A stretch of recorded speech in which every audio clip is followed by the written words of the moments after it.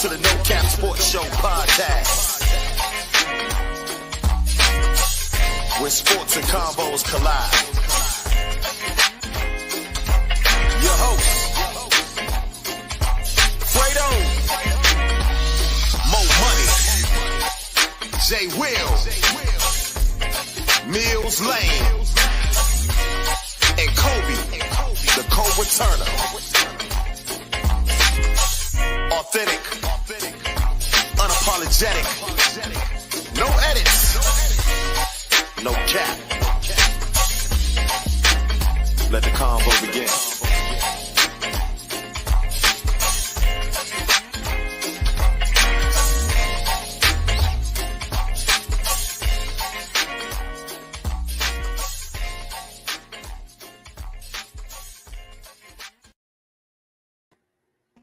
Welcome to the No Cap Sports Show podcast. I am your host, Fredo. I'm your host, Mo Money. Are you sure, Mo Money? Are you sure? Hey, New Year. New Year. Look, same audio. And I'm your host, Mills Lane. Good evening, everybody. Hey, man, wow. Well, first and foremost, Happy New Year. Happy New Year to the viewers and listeners out there, wherever you are, and especially to my podcast members. Happy New Year. Happy is 2023. Yeah. Absolutely. Bigger and better things. Let me ask you this before we begin. How was you guys' New Year? I was watching Ohio State and I was pretty sad at midnight that game ended. So that's that was how a great I game. the New Year. And I brought it in the way I wanted to. I thought I'd be asleep, but it was too much good football on. But yeah. Ohio State. Yeah. What about you, Mo Money? Mills stole my thunder. It was a great game. Brought it in the right way. We like some fireworks down here because that's what we do. Okay. And then that was pretty much it. Just excited. Every year and gets a little closer to retirement. So, what year? Well, how many you got now? I actually have 2. When I can actually put my retirement paperwork in, and then that last year I just be transitioning out.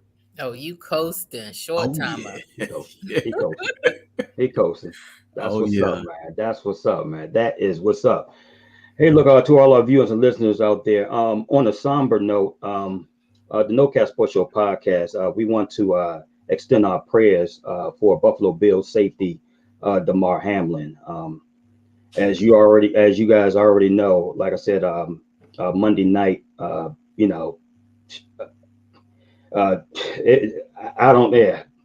was hard to look at. Let me say that was hard to look at. As we talked about behind the scenes, guys. Jonathan notified me, you notified me, Mills, and like I said, I was getting texts and phone calls and stuff like that, and I had to look at it for myself. I've never seen anything like that, especially on the football field. It brought me back to Hank Gathers, Loyola Marymount, when he passed out on the court due to heart failure. I mean, that within itself, man, brought me back to that, man. And I knew it was serious when all those doctors was coming on the field and stuff like that, and performing CPR, and oh man. But from what I've heard today, there is some positive news in terms. I think his uncle or something put it out there in terms of that he's breathing with, I think, like 50% in terms of with oxygen rather than 100%. I'm not a doctor, but from what I've gathered, that is very positive and stuff like that. So he's still in critical condition. So we're still going to extend our prayers out to Damar Hamlin and his family as well. What are you guys' thoughts on that, man? What were you thinking? Where was you at? Starting with you, Mills. I was in the bed, hadn't planned on watching the whole game, but y'all know I've been riding with the Bills the whole season. So I definitely wanted to watch the game and just see what could happen, how this would play out. This injury, this hit and then him collapsing happened so early on in the game. I just kind of sat up and was like, what just happened? the media does what they do. They stop. They don't want to. They show it a couple times and they're like, "Oh, this is serious. Let's stop showing this," which I'm glad of. But when they were showing the other players and their reactions, I was like, "Oh, this isn't good. This isn't good." I couldn't see. I don't know if you all could see anymore. Like you couldn't kind of see what they were doing to him. But a lot of talk has been about, why would they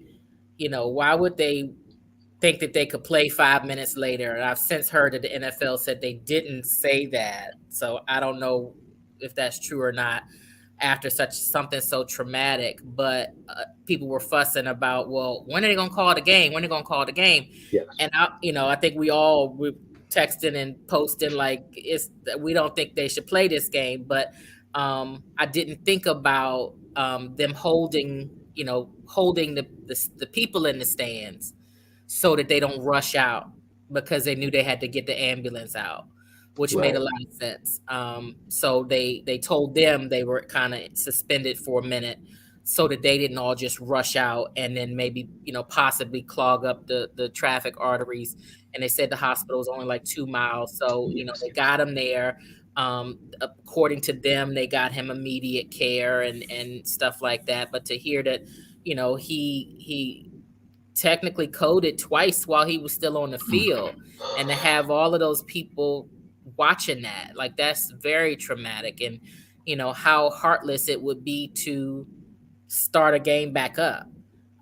Somebody else mentioned, when people have severe concussions, they go right back to playing. And now I think about that differently. So I know we're going to talk a little bit about Tua in a little bit, but that's where I am with it.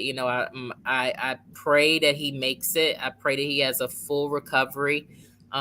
Every day I'm looking for an update, trying to figure out, okay, what's the new news.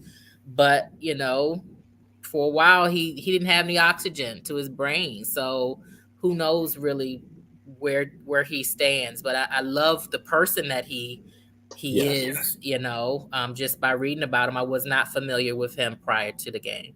What you got, Mo?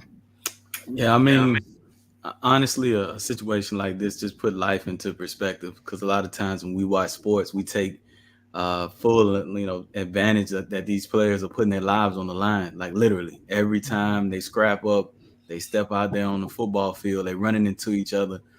Chris Warren said it best when we had him on the show. It's like a series of car accidents every time a collision happens in the NFL.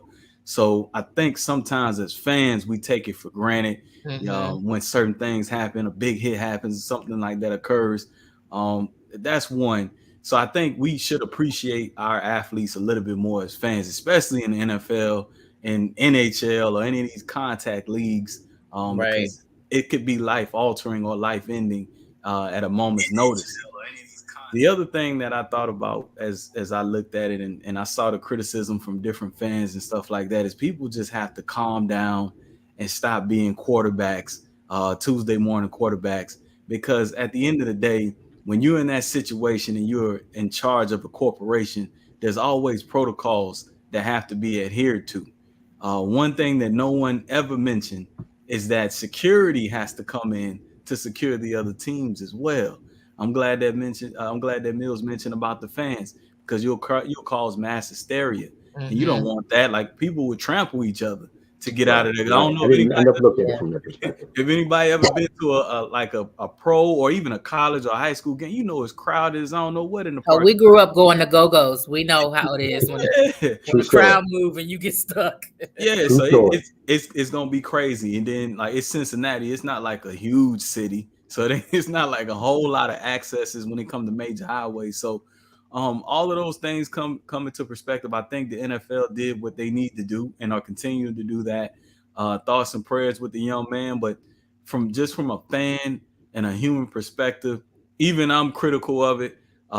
We value our athletes. We just don't. Like, you can't really put a price on a person's life, so it doesn't matter how much money they make. It just doesn't, because he has a mom, he has a dad, he has family, and when he gone, that money can't bring him back. So I hope everybody takes a lesson from this, that we start appreciating these young men and women when they are performing in athletics.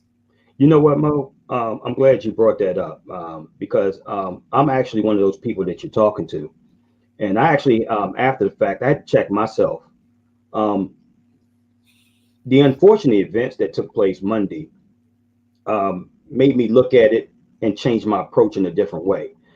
We can sit up here and criticize, yeah, man, that guy's sorry, he's a bum and stuff like that. But like you said, man, that is that's a barbaric sport, and pretty much you're putting your life on the line every snap.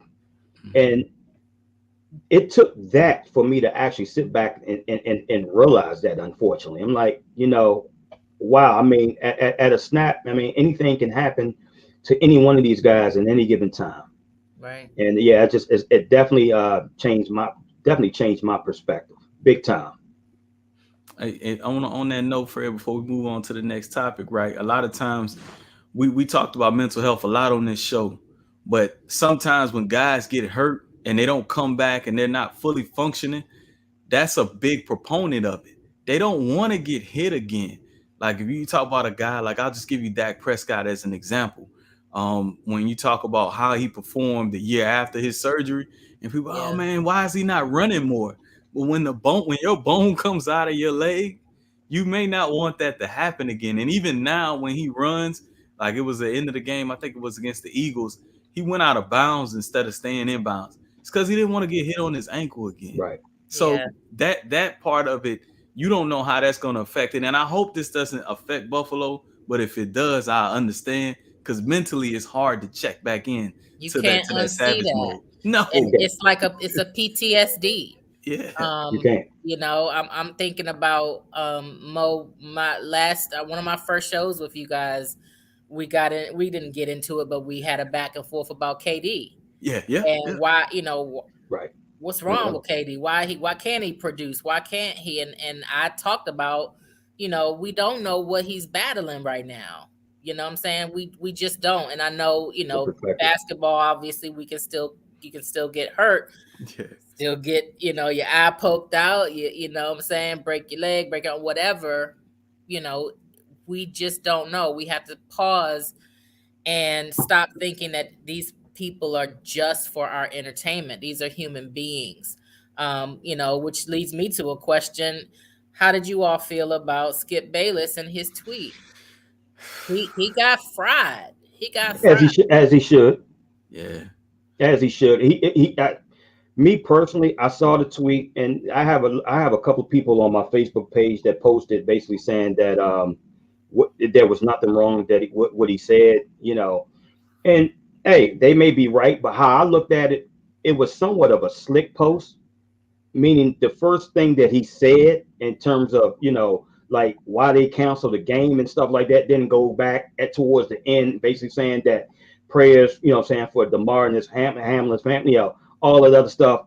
It was a slick post, but I knew what he meant at the end of the darn day. And I'm glad Shannon Sharp did what he did. I'm glad Unc did what he did today. You know what I'm saying? So I don't know if you caught the show. You did?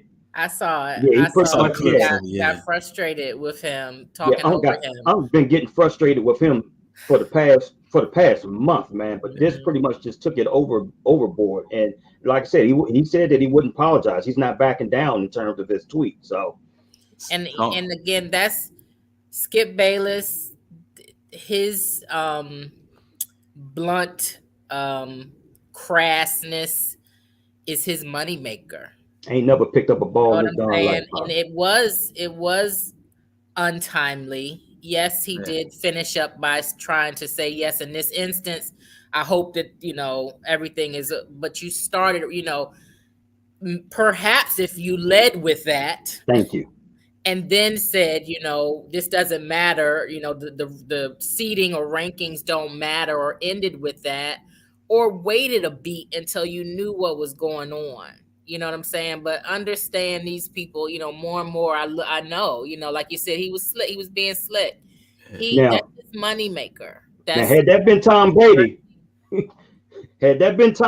he would want to counsel. He would want to counsel undisputed for the next 5 months or whatever, just to make sure he's okay. Yeah. You see the dynamic. You know what I'm saying? When it's Tom Brady, he'll go all out and disrespect Shannon Sharp. But that's neither here nor there. I don't want to go off topic. You know what I'm saying? But go ahead, bro. I noticed the no cap Shout out to my shows, man Deion Washington. but sometimes you can keep it a little too real. You know, especially when somebody is laid out on the field. We don't too soon. Yeah, you should have just like kept that one in the back pocket. Come on, man. It just kept it moving because you don't know what happened to him at that moment. At that point, a game doesn't matter, you know. So, but I'm gonna be honest with y'all, and I've told Fred this off air, and I'm gonna bring this on air for a second. I don't watch a lot of those shows, and I know there's some agendas in there, whether it's scripted or unscripted, there is, because it's money tied to agendas, right? Yeah. And that's one. And then two, I don't want them clouding my judgment on what I think. So when I give you a thought on here, it's my thought. It's not regurgitated. This is what I feel based on film that I watch and things that I see. Because seeing people like Skip Bayless and sometimes Stephen A. Smith, it can get soap opera-ish. Yeah. Like too much. Yeah. You know, over and over again. Right. It's like, okay, bro, how do you really feel? Like, do you really feel like that? Or is that just is a producer in the back? Is a producer putting a battery in your back to tell you what to say? Right. Cause it's like, and then too, I'm gonna tell y'all, I'm a Lakers and a Cowboys fan. I get tired of hearing about the Lakers and Cowboys. Whether they good or they suck, that's a topic every other day. Yeah. And it's like, all right, man, I'm tired of hearing about them, whether good, bad, or indifferent. If they lose, I definitely can't watch TV.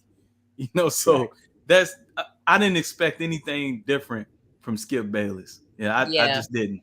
Right. Mills, let me ask you this, and this to you, Mo, and then we'll get off topic. Hey, how should the NFL proceed with the schedule? Being as though, okay, this week, this Sunday, they have a game. Both teams have a game. How do you think they should just cancel this game and keep it at just 16 games this year? But then again, they're right behind Kansas City or tied with Kansas City. And I'm talking about Buffalo at least, because Buffalo did beat them this year. Mm-hmm. So in terms of tiebreaker purposes, how do the NFL work that out? Because you got the playoffs the following week. I think with this, in my opinion, it's almost a wait and see, but you are up against the time. A conversation needs to be had. What we saw Monday night is that the coaches are on the same level. You know what I'm saying? They understand what's happening and what they just saw and what they just experienced. I do think they will reschedule the game for sometime next week, maybe a midweek game or something like that. They'll bump a program for it. I don't know what's the right answer, though, because it will affect their ranking. You know, if you could just call it a no call, then that doesn't help the Bills at all. It doesn't. You know, they want home field advantage. A tie, you can't, you know what I'm saying? So the way that it's set up, but again, this is the first time somebody coded on the field live twice. You know what I'm saying? And they watched that. I have so much respect for the players who tried to respect DeMar's privacy and kind of put a wall up so that it's not, you know, you could see some stuff, but that's a tricky situation. I mean, the fact that this is the last weekend and, you know, now they got to put together the playoff scenario and it's already for both divisions. Everybody's jockeying between the wild card and that first place or taking that division title. So, or that league title. So, I don't know. What are your thoughts, Mo? I think they should play. Now, this is strictly fantasy, an abbreviated version of a game where it's like sudden death. Where you give each team the ball on the 10-yard line. You have so many attempts to score. You scored, and the game just keeps going like that. Because the problem that everyone's not talking about is the physical side of it if they play a game. Not just the mental, but they're not going to be on the same wavelength as everybody else if they have to play that many games. Because the football players, they're like built in like their body's on autopilot. They're used to playing on Sunday or Monday. Yeah. And then they're used to resting during a certain time. They're used to working out, recouping, hyperbaric chambers. If you interrupt that, then injuries can come into a play. So if they do play it, I don't believe in a tie. And you can't just call it because I believe it should be some type of abbreviated game where they just, you Never still looked at it from that perspective. Makes sense though. Yeah, that would be my recommendation. Definitely makes sense. Like a shootout in soccer, football. Yeah, football. Yeah. College football does it all, all the time. When they get into overtime, pretty much the same rule as college football in that sense. And this is the other thing, and I know we don't want to talk about fans' money, but we not millionaires when we pay for these tickets. So you gotta let the fans of Cincinnati back in there to see something. I'm pretty sure. Oh yeah, right. That's gotta be a given. You're right. I didn't think about that either. You made me pay again. Or how about just pay $10? No, how about $3? I got 5 on it. They got to figure out how to make that right, and I know the ownership isn't gonna want to refund that because now you're talking about millions of dollars that's lost. So it has to be. Who their owner is? No. Yeah. He cheap as hell. They own. Absolutely. Look at guys. Let's get into our NFL headlines. Look, let me ask you guys something. Should Miami Dolphins quarterback Tua Tag, should he consider retirement? This is his 3rd concussion for the season. This is somewhat unheard of. What you got, Mills? This is like serious, from right? Somebody who has been concussed before. I've probably been concussed multiple times in my life, where me and my brother, he used to test me to headbutt or fall, do something stupid. Children do stupid stuff, but officially by the doctor concussed, where I felt my brain shake in my skull, slipping on ice a couple years ago. It's very scary. Right. And for a quarterback who has been taking hits, and it's so weird because it doesn't even have to be a violent snapback or whiplash when they hit their head. Because to me, some of them weren't violent, where you'd be like, dang, okay, he got cracked. Or when you ever see somebody run head on, and then you're like, oh, his neck. So I think that his people should have a conversation with him. It's clear to me that the ownership doesn't necessarily have his best. You know what I'm saying? Right. I know what you're saying. Say it. They want the money, power, and respect, right? So, this is a situation where Tua is going to have a concentrated discussion with those close to him and his doctors. Retire, I don't know. What's the threshold? Is the damage already done? That's what I'm afraid of. I think the damage is already done. And he's got a dynamite set of teammates that are so talented and they're so great to watch when they're on. Facts. But 3, you know what I'm saying? Like, at least let it go for this year. You know what I'm saying? Like, because you don't know what else. I mean, and I still remember the movie Concussion. You know what I'm saying? And I think from my 1 concussion, I might be still a little off. So, and that's from 1. So that makes 2 of us. Have y'all been concussed? I've been concussed 3 times. 3 times. I've been concussed 3 times. Clinically diagnosed 3 times. Wow. Yeah, 3 times. Yeah. It's no joke, right? No, it's no joke. Hey, no lights on in the house. Listen. And he is absolutely right. I had to turn everything off, man. I was out for good 72 hours. Oh my gosh. I wish I could play. We had time for me to tell y'all this offline exactly how this happened to me. But I had to be off for a few days. It was a random ice storm on a Saturday. And I was at home with natural light. So I didn't feel off. But I really wanted to get back to work because it was right before Christmas. Stupid, But I was like, oh, no, it's right before Christmas. I don't have but a week left. As soon as I walked into that building and those fluorescent light, I was like, oh, I'm concussed. Like, I got to go back home. Yeah. So, again, having that happen to you over and I can't imagine it. I mean, literally felt my brain shake in my skull. Yeah. I mean, it's been 3, like playing football. I don't know how many times because there wasn't no concussions back in the day. We probably been concussed a whole lot of times. But the first time it happened to me was in Iraq. Like I wasn't in that vehicle that got blown up. I was like 4 vehicles behind, but you could still feel the reverberation, impact. Yeah, and it was like, God, what is this? So it's like football. You like, all right, we shake that off. Too easy. Yep, yes. You get back, the doctor tells you, hey, that was a grade 1 concussion, whatever, mild concussion.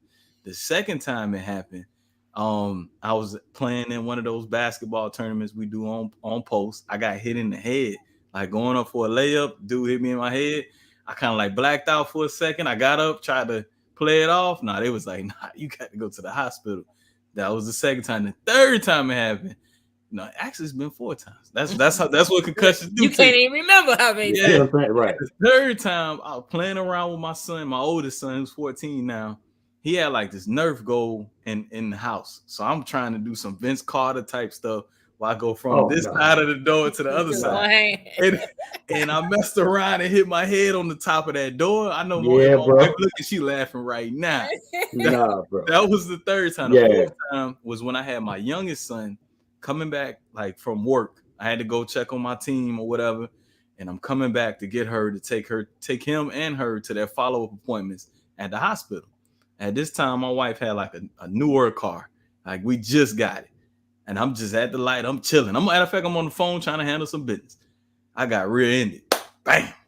Like, I was like, whoa, did that just happen? And that's when I got my 4th concussion. And I'm going to tell y'all right now, like, in Fred has seen, like, if you don't remind me of some shit, I will forget. So I'm telling you, same. I went through a whole battery. I went to a neurologist. I had a brain surgeon telling me, "Oh yeah, we can just go ahead and put a little hole in the bottom of your neck, and we'll close it with some cow cheese cloth, and I can have that done. And by Christmas time, you could be back to work in the springtime." I was like, "This is where second opinion comes into." I mean, he's like just. You see my scans, and now, you know, apparently I have something that I was born with on top of these things. But of course, when you're going through this, I'm like, I don't remember nothing. I don't know, you know, how, you know, what's 2 + 2? Like, you feel stupid. You know what I'm saying? It's just, I know. It's a series of situations. So I have, you know, sympathy for my students. You know, and I tried to find out everything that was going to be the calmest environment for them for me to lecture them and them not be triggered by the color of a PowerPoint, you know, like little things like that you don't know about or don't, you know. Yeah. So to answer the question directly about Tua, it's the same thing. And Fred, I'm telling you, I'm trying to get these checks, these refund checks about Lamar Jackson and some of these other quarterbacks. Man, look. Men lie, women lie, but numbers don't lie. And in this case right here, money, right? So the Miami Dolphins, they don't care about Tua. They would put his body on the line any day of the week. This isn't one of those franchises that have, with the ownership group, that have a long tenured history of taking care of their players, right? So if I'm Tua, I'm out of there. Even if it's just to take a year off and maybe get my rights traded to a different franchise that's actually going to take care of me. Well, the key is if they pick up his 5th-year option, which I doubt that they're going to do it. Right, and they put him out there multiple times concussed. Like, you know, like we might not know it as fans, but you telling me his position coach, his offensive coordinator, somebody on the sideline don't know Tua's not acting right. Yeah, but what about Tua too? Tua got to take some accountability too, Mo. I mean, nobody's gonna do that, Fred, at 26 years, 25 years old when you're a gladiator. Yeah, when you're a warrior. I get it. You're a gladiator, but you're doing yourself. You're doing not only yourself, but you're doing your team a disservice. You ain't thinking like that. You heard Mills. You just heard Mills say she trying to get back to teach a class. This man trying to do his job. But exactly. Why am I rushing back? My checks don't look like his.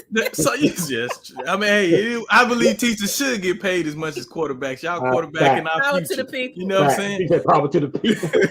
But at the same time, Fred, this man, he feel like, hey, the franchise on my back. That's not his job to stop him from playing. That is the medical staff. That's his coaches, and that's his teammates. I want him to want to play. Yeah. Right. Let me ask you guys this. Lamar Jackson's injury and contract concerns. Well, I know he's been out for the past 3 weeks with a knee injury for Baltimore.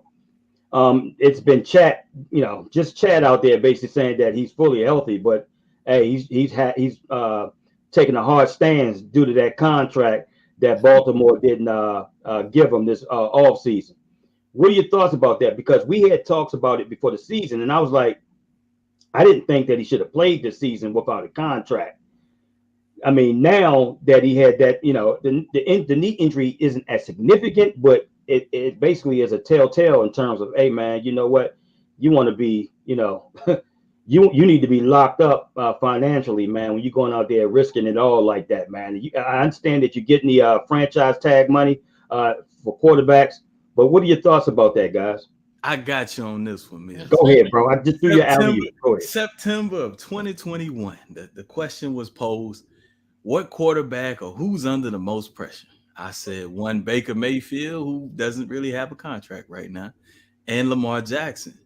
And the reason being is because they weren't locked up long term.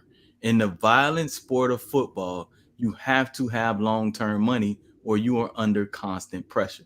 Not even just football, in life.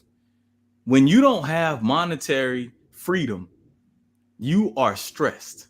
When you are living paycheck to paycheck or not living really at all, life brings a lot of stressors.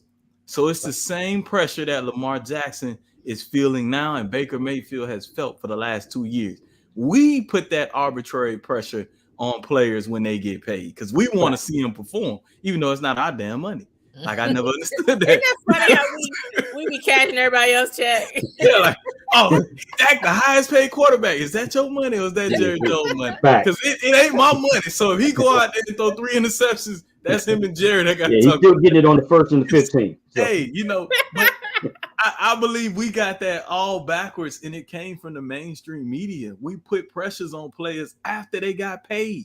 Well, in fact, it was their play that led to them getting paid. They're just getting paid in reverse. Yeah. So he has already earned that money.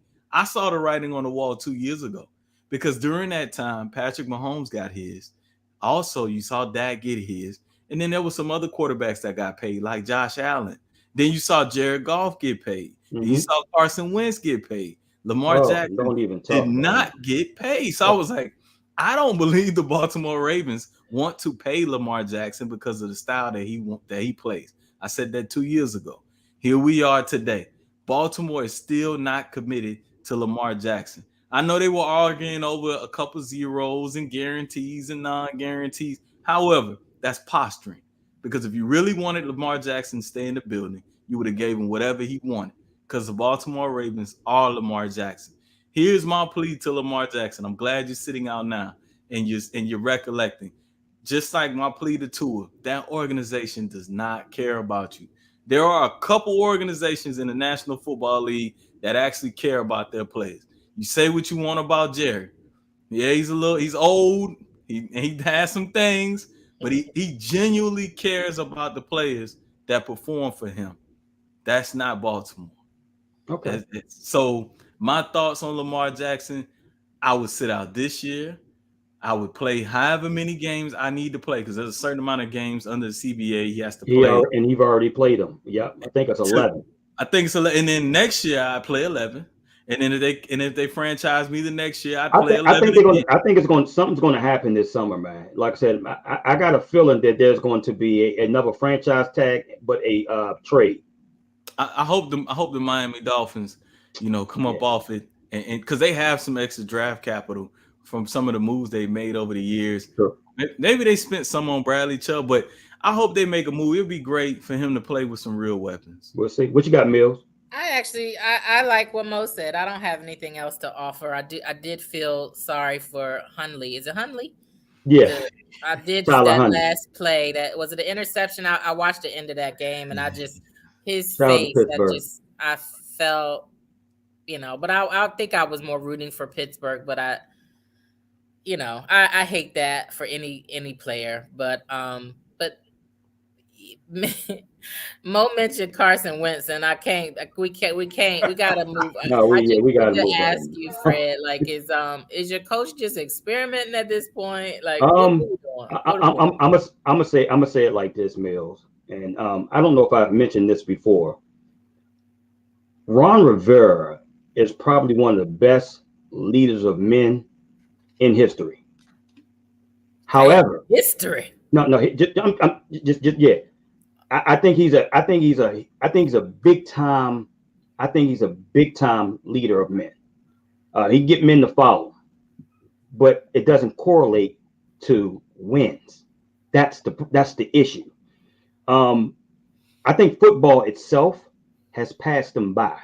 It's too much old school, and it seemed like he's behind like 2 or 3 steps. Leading men and getting men together, and you know what I'm saying, and and seeming to care. Yes, but that's the only thing. It's just not translating to football wins. And at the end of the day, in this industry, it's about wins. Right. It is, and that's what happens when you have a coach-eccentric approach. And when you make your coach your GM, your president of operations and stuff like that, and he call all the shots and all be all ends and starts with him at the end of the day, and he has no type of experience. Right. So look here, man. I don't think there's going to be a move made in terms of him because from what I know, that the team is up for sale, and I think that if the sale does go through, I think Dan will leave that up to the next regime. But the next regime is not going to be able to hire any. I guess the hiring season will be already done by that time. So that new regime probably will have him for a year and then make a move after that. But I know we got to move quick. So Mills, I'm gonna put this on your mind, right? And this is something I done shared with Fred for years. I'm nervous. As we look at the top teams in the NFL, you name me the teams that have a coach that has a defensive background. It's not many. It's not in vogue right now. When you look at the top teams, most of them, their coaches are on the offensive side of the ball. It's because you start doing things like Ron Rivera is doing right now. You can switch out a linebacker. You really can. It'll inspire that guy. But the quarterbacks have the most fragile egos outside of kickers on a team. Once you bench that player, 9 times out of 10, you've lost them, at least for a couple games. So you can't play with that position. Once you bench Carson Wentz is done. He's dead in the water. Yeah, he's CFL material at this point. You ain't getting the back, he's CFL. He's done. And I think it's here, Fred. It's here. It's mental. I don't think he ever fully recovered from his knee injury. Once he got the knee injury, I don't think he was ever really the same. But it's mental with him as well. It's you're right. Look here, man.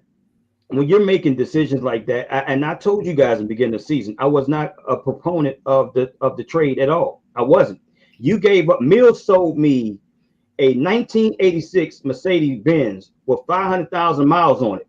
I know it's messed up. Mo know it's messed up, but I bought it any darn way. I bid it against myself. And I'm using the same analogy for Carson Wentz. Everybody and their mother knew that he was terrible in Indianapolis. Yes, he had a hell of a stat line, 27 touchdowns, and I think 7 interceptions or what have you. And I tell you guys, like I tell Jay Will, stats can be misleading. It's about what you produce, you know what I'm saying, in the game, towards the end of the game. What is your impact? And he's not impactful. And why would you trade for that? I was like, you might as well just stick with what you got with Heineke or what have you. And then you drafted Sam Howell, let them battle it out, and then see what's what. And if you need to go back in the draft and draft another quarterback, then that's what you do. You can't keep taking other people's trash to make, you know what I'm saying, to make your team better. That does not fit with us. That may fit with Dallas. That may fit with San Francisco. That may fit with Kansas City. It just doesn't fit with us. We're not structured as an organization. You know what I'm saying? We don't. What's the word that I want to use? Yeah, we're not organizationally sound. You know what I'm saying? Right. We got too much drama. We got too much stuff that's going on behind the scenes, and that's my take on that. I don't really want to spend too much time with that. But look, guys, quick second. NFL playoffs coming up soon. I want to know from each one of you, who are your playoff sleepers? Me personally, I told you from day one, watch out for Detroit, and you see what they're doing. I felt like I said that. I said that. Then we both said it. I know I said it. I know I said it. We can pull back the tape. We need to pull it back. Okay, I'm not gonna say you didn't say it, but I know I said it too. Oh man. Go ahead, What Bo. you got? In the AFC, I feel like there's a team in LA with the Chargers. If they can get hot, they have the weapons to compete. It's really going to be on Justin Herbert, whether he can turn the ball over or not. And then the NFC, I'm going to be honest, man, I usually don't cap on. I don't really have a team. Any of them can be beat. If Green Bay gets in there, they're hot right now. They can beat any team. Dallas can go on a run. Philly can go. There is really no juggernaut, as I see it, in the NFC, to where it would be an upset to me, because I believe they're all about the same and they all have holes. Giants. Yeah. The Giants have big holes. I don't think they wouldn't surprise me if they beat some teams just because of Saquon Barkley. He's a generational running back. If Saquon Barkley get hot and he gets some holes and he go off of 150, 185, and their defense is functional, you know, they have some guys over there in Leonard Williams and Thibodeau that are studs. So, I mean, anybody could be beaten in the NFC. Hey, I'm with my man Snowman Media, Multimedia, basically said playoff sleeper. As crazy as it sounds, San Francisco. How when they're the 2 or 3 They're seed? they're like the 2 or 3 seed. Yeah, I feel you, Snowman, but they're really not a sleeper, man. They're a problem. Yeah, I mean, we just they got the number one defense. They got the number one defense in the NFL. Yeah, they do. Yeah, they wouldn't. If you sleeping on San Francisco, you can get knocked out. Yeah. What you got, Mills? I agree with the Chargers. The Chargers have been looking good for AFC. I think AFC looks better in the standings of how it is now. I think that's pretty solid. You know, Okay. Maybe 1 or 2 surprise shifts. NFC is always the problem. Why are we always the problem? It literally, NFC East is any given Sunday. If the Commanders had got their life together, they could have been right in the hunt as well. But they just couldn't quite. Just can't. The Giants, I don't have any confidence in. I know Saquon Barkley is a beast, but I don't feel. Basically, what I'm saying is what I feel. What I see from Detroit, that no fear. You know what I'm saying? And they've gotten beat this year pretty badly in some situations, but they don't have that fear. You know what I'm saying? So you can beat anybody. What's scary to me is if Green Bay gets in there and they have to line up with us, with the Cowboys. What is scary to me is if it works out just so that the Cowboys meet Tom Brady and the Tampa Bay. Oh, it's going. You guys gonna beat Tampa Bay. You know what I'm saying? And it's not that I said it always. Dallas can beat anybody. Yeah. When we lose, we defeat ourselves. So we never quite know who's gonna show up on that game day. That's what's scary about us. And I don't get hyped like Commanders fans, like literally throwing remotes and heart racing and all of that. Yeah, because I will break the cover. I don't do that because I'm used to any, I'm going back to 2015 when, was it a catch or wasn't a catch? When Green Bay was our Achilles heel all the time. So that's what worries me. I don't know that there's a sleeper in the NFC because they're all capable of beating each other. Right. So, like I said, AFC Chargers, yeah. But Detroit, I love them. I love their spirit. I love it. For me, you got to have something. It's that moxie about you. And that team has it. For a minute, I was looking at the Vikings and was like, okay. No, okay. Yeah. Why y'all never let me have that, though? But, I'm just saying, okay. Right. But, I think they showed all their cards, Right. And it's not Kirk Cousins, Mills. Like I hear a lot of Commanders fans talking about, see, Kurt's still balling. It's their defense. Yeah. Bad. Their defense is terrible. It is. It's terrible. Hey guys, look here. Hey man, college football playoffs, man. We had it was 2 epic games, man. You talking about look here. TCU and Michigan, and Georgia and Ohio State. I mean, I got what I bargained for and more out of those games, man. That could have been pay-per-view. Like, it sure could have. I would have paid some anything good for football. those games. Yeah, What are your thoughts, man? Put some respect on TCU's name. I got to. You know, put some. Every announcer I listened to said that both of those games were going to be blowouts. I did. And because you never know who you're getting. You know, I love Ohio State too. So you never know who you're going to get in Ohio State sometimes too. So, you know, just like the team that showed up against Michigan. You know, I do like Stroud. I do like Stroud a lot. I think they brought the heat, the heart, the no fear, made it worthwhile. But they definitely outplayed Georgia. They definitely should have been the victors. Yes. And how sweet would that have been for them to play TCU, the teams that most announcers that I heard kept saying, oh, you know, Georgia gonna blow out Ohio State.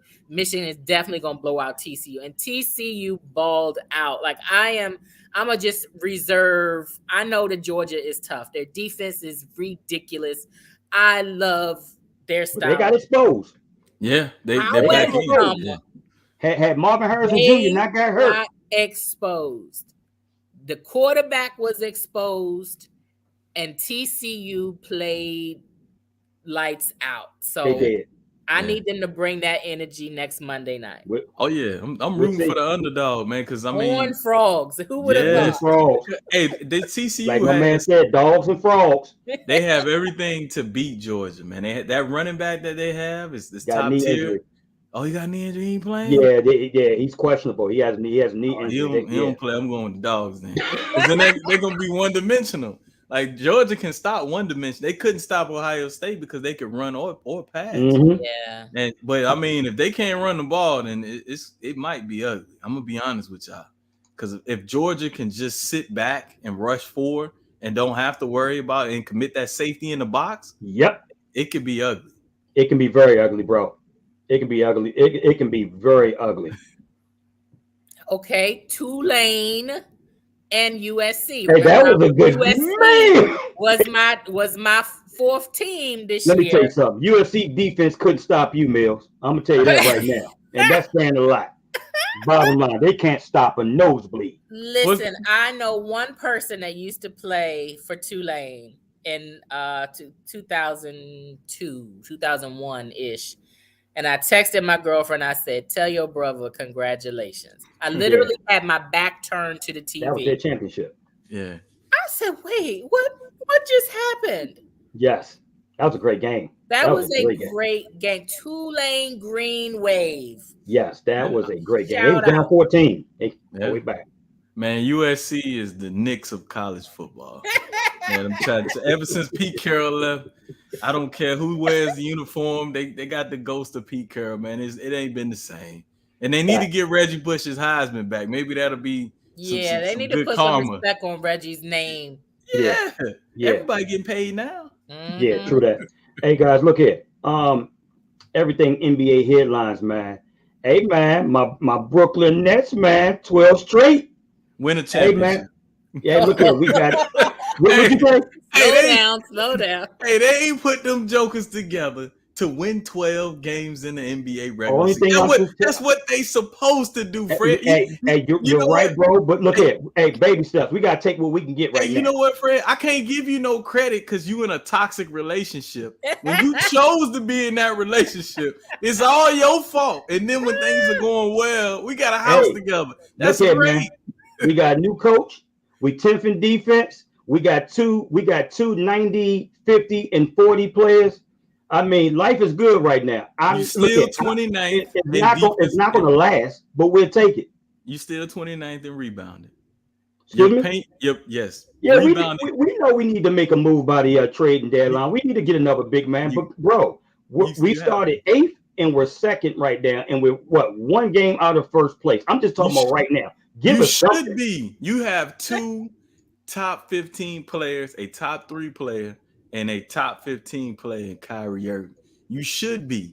I can't award you for doing that. Kevin Durant's legacy is going to rest on y'all winning the championship. Look at man. 10 years from now, right? You're not going to steal my joy. Hey, like I said, I'm That's happy right. You keep right that now. joy, Fred. hey, 10 years from now, Mills, when we look back on this and we celebrating, right? Fred getting his AARP card, and we say, hey, look, what happened to Brooklyn? Man, did they win a championship or not? Ain't nobody gonna care about this 12-game win streak. They got to win a chip. Hey man, Snowman Multimedia said the Nets need to go back to New Jersey. Hey man, stop going with all that foolishness, Snowman. But I was on your side until you said that. That we need to go to that arena in Brooklyn, y'all. Like we need to go. We can do it. We need to go.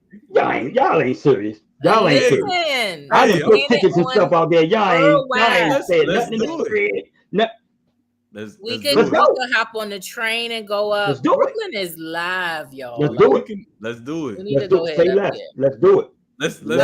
I want to throw a name out there that I don't want y'all to think I keep picking on Antonio Davis because he's doing good right now.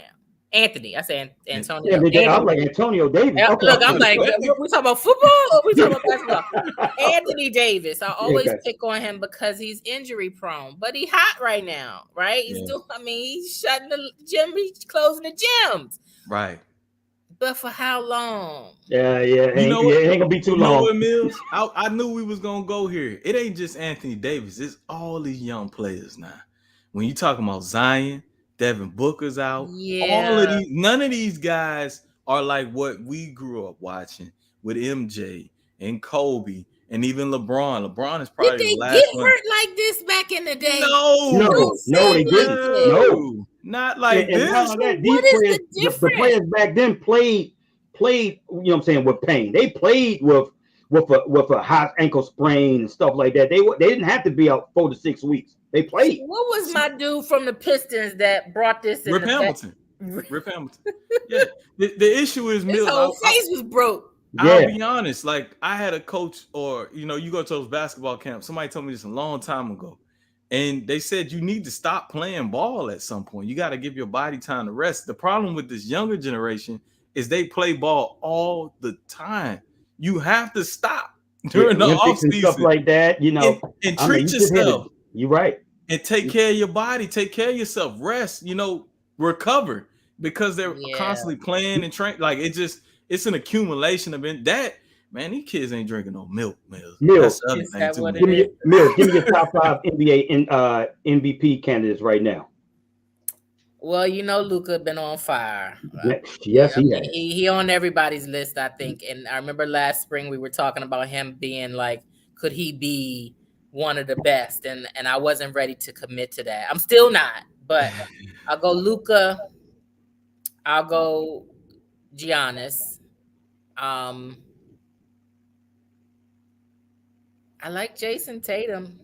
Okay, ain't nothing wrong with that. I want to still give LeBron his credit. Man, they bought 15 games under 500. Stop that foolishness. Still not. They only a game and a half that critical. You say MVP, so I went more just stellar players. So I understand. I still like Ja or Jay. I don't ever know how to pronounce his name. Okay. I like Joel Embiid. Okay. And Mills, you done named like 10 people. Yeah. What you got, Mo? I threw LeBron in there erroneously. Okay. What you got, Mo? At the bottom, I'm gonna have to agree with Mills. I like LeBron, because without them, they would be super lottery. So if they make the playoffs, he should definitely be in the top 5 of MVP voting. Give me Jokic, give me Giannis, give me KD. I like what KD is doing in Brooklyn right now. He has to get some MVP consideration. And then for me, it come down to Jason Tatum or Ja. I'm gonna give it to Ja. I'm not really. Why? Because I like them both. What do you see as in what gives one the edge? So for one, it's really neck and neck. But I like the fact that you know what you're gonna get from Ja night in, night out. And then if you look at his supporting cast, because this me. When I look at the MVP, I'm looking at who you're playing with too. He doesn't have a player on his team, in my opinion, that's of the caliber of Jaylen Brown. Yeah. So he doesn't have somebody that take that workload off of him. Yeah, Jackson not there. Yeah, you're right. Yeah, you're absolutely right. You're absolutely right. Look here, guys.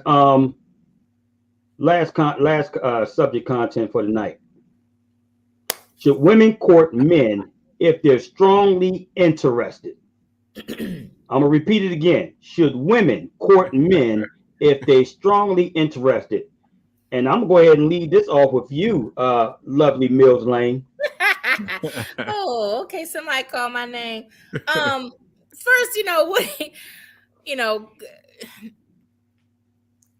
yeah, we can shoot our shot just like y'all can shoot your shot. Right.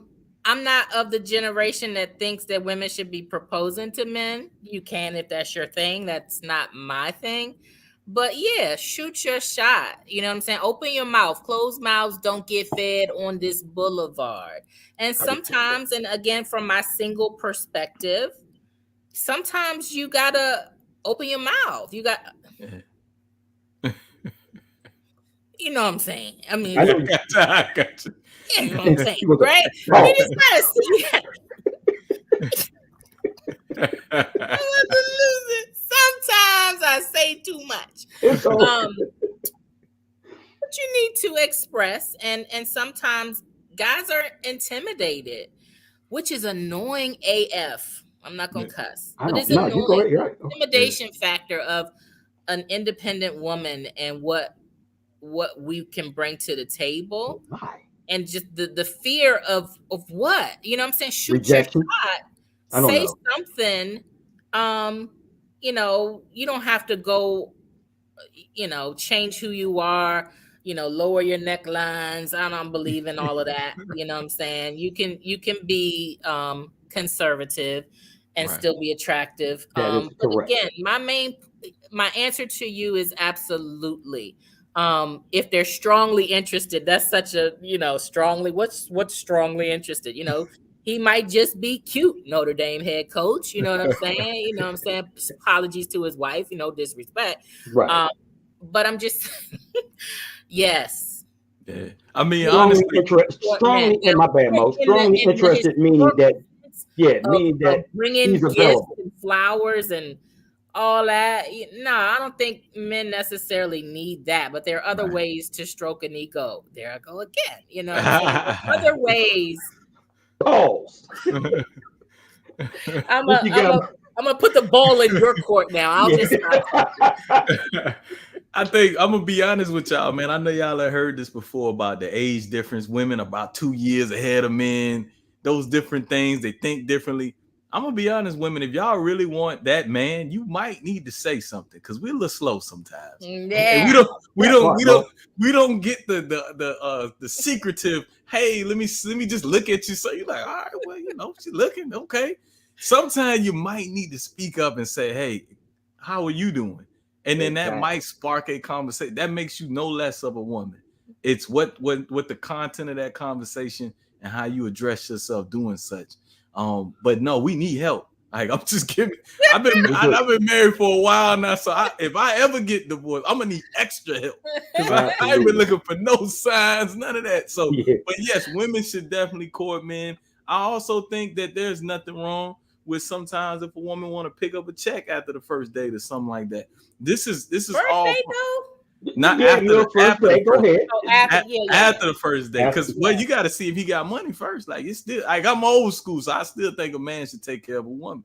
You know what I'm saying? So figure out if he got some money after the first date, and then if you want to cover after that, But I believe that's part of women empowerment too, because there have been so many things that have made women secondary, like little things like that. That's part of getting your womanhood back. No, we don't need it back. We got it. We still got it.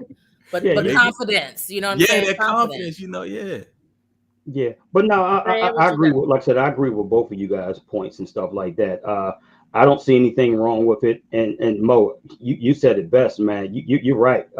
We need that. Yeah, we don't come with a set of instructions. So you got to tell y'all over. That honeydew list is a thing. You do. I need you to do exactly what I wrote on that paper. Hey, Mills, assuming make an ass out of you and me. Listen, we the dummies if we assume you gonna know. So annoying. Hey, you left me watching the NBA. You come back, I might be watching the NFL. Yeah, exactly. No Lifetime Network tonight, baby. Man, I'll be like, I got some concerns about y'all. Like, what is it? You know, but again, it's one of those things. You say you got some concerns. You be having some concerns. You know what I'm saying? Sometimes I be like, what's really going on upstairs? You know what I'm saying? The slightest thing turn you off? Slightest. I mean, no. I mean, there's. You have to see who's worth it. You know what I'm saying? You all are married, so you know to do that takes immense work, day in and day out. You know what I'm saying? In that respect, I like my independence in that you can go home still, you know, but you can get in the transfer portal anytime. You can get in the transfer portal, you know, not that I don't want you to come back, but you know what I'm saying? Sometimes, you know, and I'm of age, so, you know, I'm hot sometimes, you know what I'm saying? I'm sweating. So, you know what I'm saying? Things are happening to my body. And I'm just like, what is going on? But I mean, it's a mature, grown love is what I hope to attain out of this life. You know what I'm saying? That grown where you understand, like we both, you know, stuff ain't always on 100, you know what I'm saying? But being able to communicate and things are going to get on your nerve. Okay, but let me ask you this. And I know we got to hurry up and go. It's okay. Or like from your perspective, are you a 80-20 girl, 70-30, 90-10? And what I mean by that is, does this guy have to be a perfectionist? You know, some women out there believe this got to be 100%. And look, some of us, unfortunately, are flawed. Me, myself, and Mo probably can say the same thing.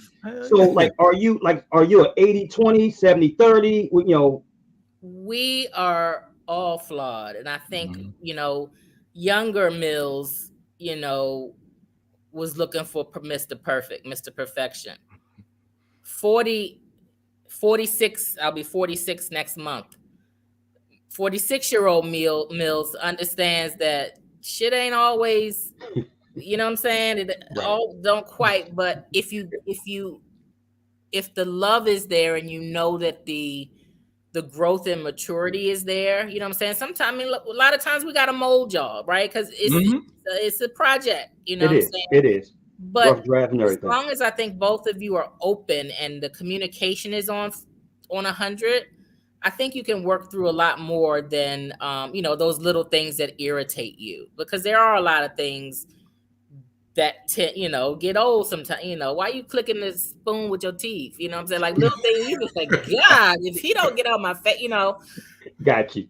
So, yeah, you know, there is no perfect man, ladies out there. You know, find one that is willing to build with you and mature enough to understand that you got flaws. And, you know, if the communication is there, I think it's worth a try. There it is. I mean, hey, y'all some game real quick before we get out of here. So, ladies, if y'all find that perfect man, he's not just perfect for you. There's other women looking too. I'm just letting you know. And say it again, Mo. Hey, if he perfect and he missed the 10, a lot of women see him as a 10. And there's a lot of women and men that be passing up on some 10s that are right there in front of your face, but you want gangster Gary over here. Yeah, you don't see them. That's another subject for another time. For sure, we got get us on out of here, Mills. Listen, y'all, thank you for coming back with us in 2023. It's our first show of the year.